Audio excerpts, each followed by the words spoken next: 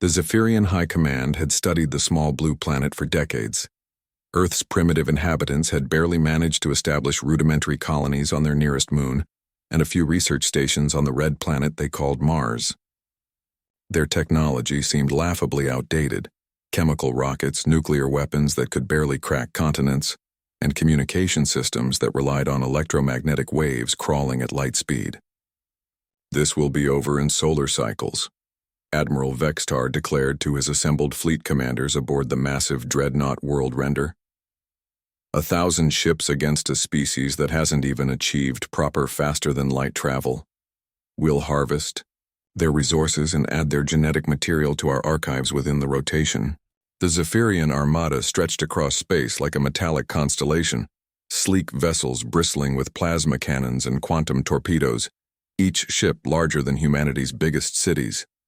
They had conquered 17 star systems using the same strategy: overwhelming force deployed against technologically inferior civilizations. What they hadn't accounted for was humanity's greatest strength: the absolute refusal to fight fair.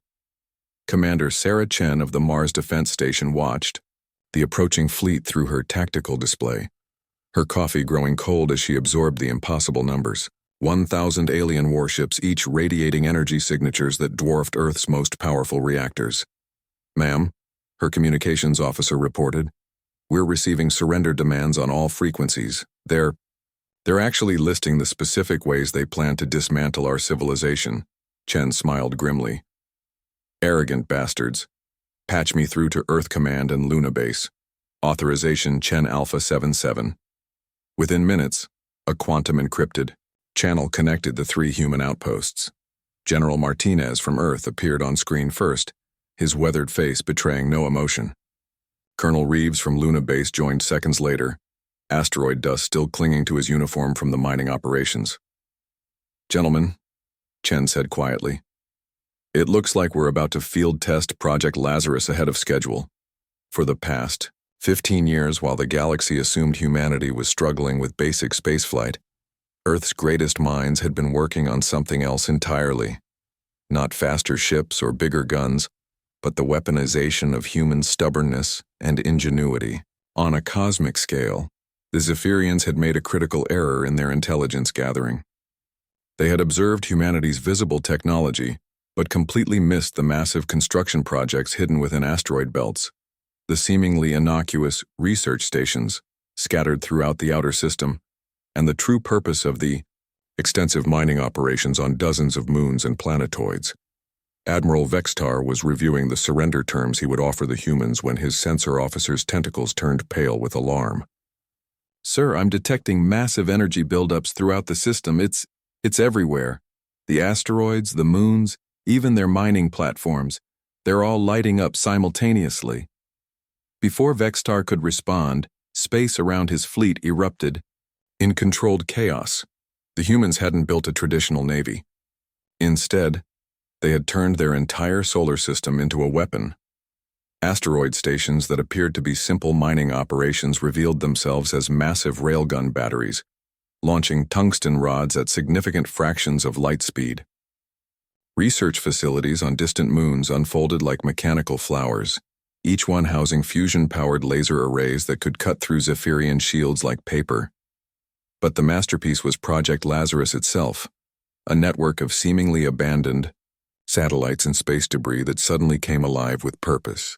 Each piece of junk was actually a sophisticated drone armed with nuclear charges and basic AI, programmed with one simple directive: find the biggest enemy ship and hug it very, very tightly. The Zephyrian shields, designed to deflect energy, weapons, and conventional missiles, were useless against thousands of small objects that registered as space debris until the moment they detonated. "How is this possible?" Vextar screamed as his flagship shuddered under the impact of a dozen tungsten rods moving at 8% light speed. "They don't even have proper space technology." His tactical officer, if he had still been alive, might have explained that humans had indeed achieved proper space technology. They had simply chosen to make it invisible, distributed, and absolutely ruthless. Within 17 minutes of entering Mars orbit, the Zephyrian Armada was reduced to expanding clouds of superheated, plasma and twisted metal. Not a single human life was lost in the engagement, though several mining crews reported being mildly annoyed by the interruption to their work schedules. The few Zephyrian escape pods that managed to flee the carnage carried a message that would reshape galactic civilization. Humanity fought like no species they had ever encountered. Not with honor, not with advanced technology, but with the cold calculation of a species that had spent millennia perfecting the art of killing each other and had recently decided to apply those lessons on a cosmic scale. As Commander Chen watched the last alien vessel disappear into the void, she opened a new communication channel to Earth. Earth Command, this is Mars Defense. Threat neutralized. Please inform the mining crews they can resume operations. And General Martinez? You might want to update our tourism brochures. I think we're about to get some very respectful visitors. Humanity had announced its presence to the galaxy, not with grand proclamations or diplomatic overtures, but with the simple, terrifying message that Earth's children did not negotiate with those who came in conquest. The stars, it seemed, belonged to the species clever enough to turn their entire home system into a trap, and patient enough to wait for someone foolish enough to walk into it. The age of human expansion had begun, and the galaxy would never underestimate a species that considered a 1,000-ship armada less of a threat and more of a target-rich environment.